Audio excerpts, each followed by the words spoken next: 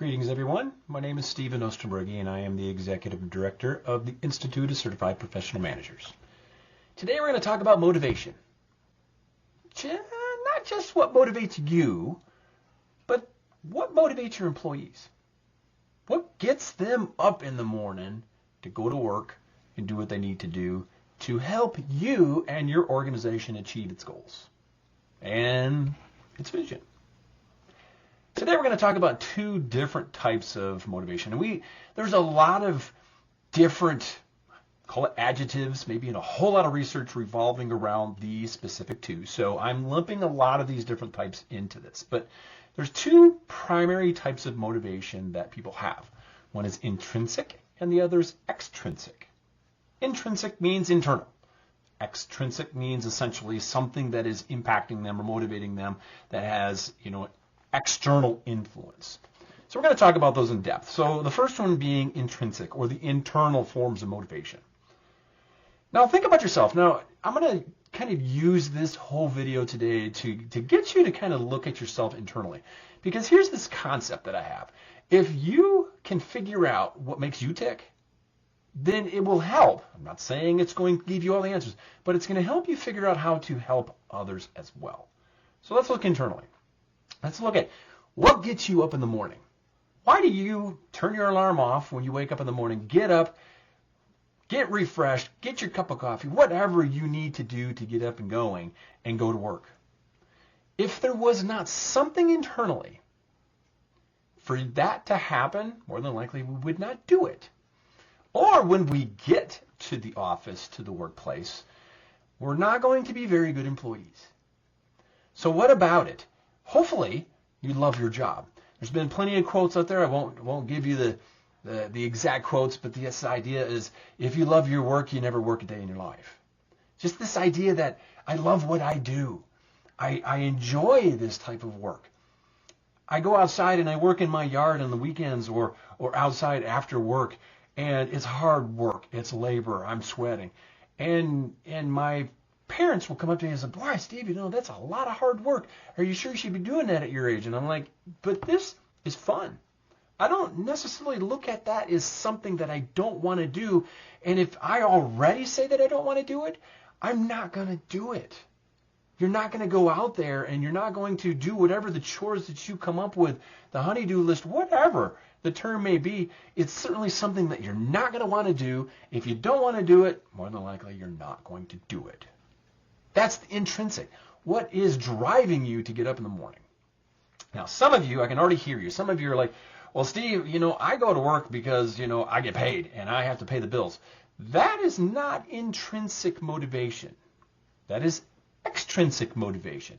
That is an outside influence on you that is getting you to do something. The idea of pay. Okay? We're going to talk about a paid position and a non-paid position. Let's talk about paid. I'm not going to do what I do all day long, for the most part, and do it for free. There is a form of motivation in the idea that I'm going to get a paycheck. And I'm going to use that paycheck so I can pay off my bills. And those bills are incurred because I might have purchased something.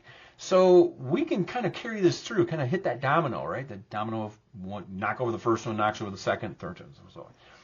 I work so I can get paid. I get paid so I can spend money on things that I like.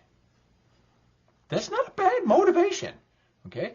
And some of us will be like, oh, hey, I want to take that vacation this summer. In order for me to go to XYZ place, wherever that place may be, I have to save up some money. In order to do that, I better work. Okay. Of those of us, and some of you may hold a self-employed position, you work for yourself, you realize that it's like, if I don't work, I don't get paid. I might like what I do, but at the same time, I want to get paid. So now we're combining both an intrinsic and an extrinsic motivation in order to get things done. Now, there's a lot of different types of intrinsic. This idea that I like what I do, or I have this feeling of helping.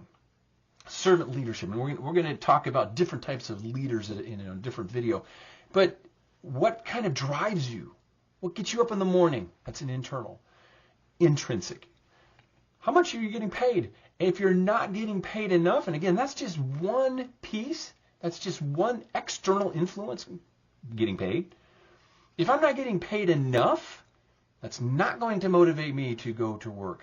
I might start looking for another job that will help me meet the expectations from a pay perspective of what I value myself. This idea that based upon my knowledge, skills, expert opinions, and experience that I have, I should be getting paid this. Okay? And if I'm not getting paid this, then I might be starting to look for some other job. That's an extrinsic motivation. That employee just got motivated to find another job because you, perhaps, as the manager, were not paying them a fair market wage. They may love what they do, but they may not love working for you. And those include both the intrinsic and the extrinsic motivational factors. What's getting you up in the morning? What's keeping you at that job? Both of those forms of motivation are taking place. Now, apply that to your employees. How much do you know about them? Do you know what drives them to get up in the morning? Are they happy at work? Two different things. They may love their job, but they may not like working for you. What form of motivation are you applying to your employees, to your subordinates, to your peers? Don't automatically take what your boss is doing to you for you to do to them. Kind of think about that. ICPM is the way to validate this. Right? ICPM is not going to teach you how to manage. You should already be doing that. In order for you to be eligible to partake of the certification programs, you are required to meet certain eligibility in reference to what you've already done. Prove to us what you've done. Take that examination. Become certified in a manager or a supervisor certification. Now you go out there and you prove to them. Remember that boss that doesn't necessarily know what you're doing? Or if you are motivated to potentially find another job, remember that external motivation that wasn't happening where you currently work?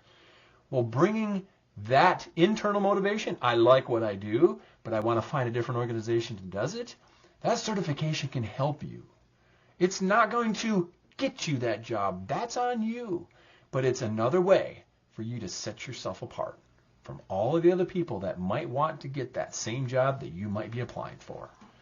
Head over to ICPM.net right now to get your certification today.